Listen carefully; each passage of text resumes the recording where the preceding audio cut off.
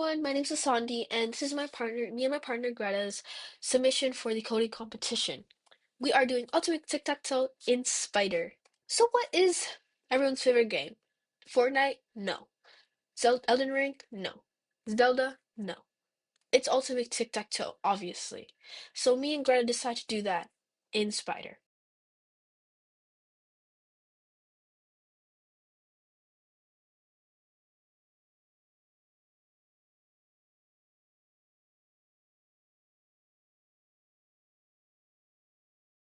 The main thing that our code functions around is object-oriented programming. And me personally, I was a complete beginner when I started this coding competition. And I was terrified when Greta talked about this and tried explaining this. Yeah, it was horrible. So she recommended me this video. Oh, it was beautiful. It was amazing. It was life-changing, life-saving. So I'll be explaining object-oriented programming so you can understand our code. Object-oriented programming is a way of structuring our code so that it centers around data or objects. By the way, objects are things that you want to store and process data about, rather than actual functions and logic. Here is our version 1. We can see that there's a class. Classes are templates for creating the objects you want. So here is class mini board. An object is an instance created from the mini board class itself, and here it specifies what data every mini board holds, such as self board and self full. And it also defines the behavior every mini board can perform, such as placing an X and return line 1. That blew my mind when I learned that. I felt so smart. So we'll move on to milestones. Our first milestone is our base code. And here we made classes for both mini board and the big board. And we added a simple functions such as placing X and O and drawing X and O.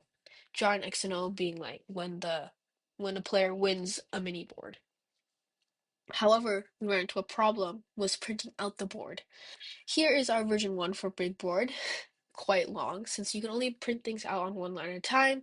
Me and Greta had to um first line of each board print it out, second line print it out, blah blah blah. So then we had to rewrite this part and the print board for a single board so many times to get it right, and it was not efficient at all. Milestone 2. So in version 2, we made sure that the user input for placing X and O was valid, and to make sure that was in bounds, and if we had to check if another value was already there. Here it was done by editing the existing method, placing X and O. So now if the X and Y values weren't valid, the user could rewrite them within the method. Another little small milestone was in version 4 where we added an exit. So if a player enters a 0, during one of their turns, the gameplay will end.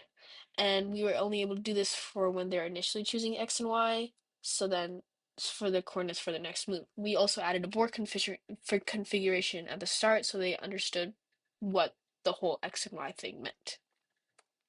Milestone 3, we added new functions in the run, such as user input ask and board input ask.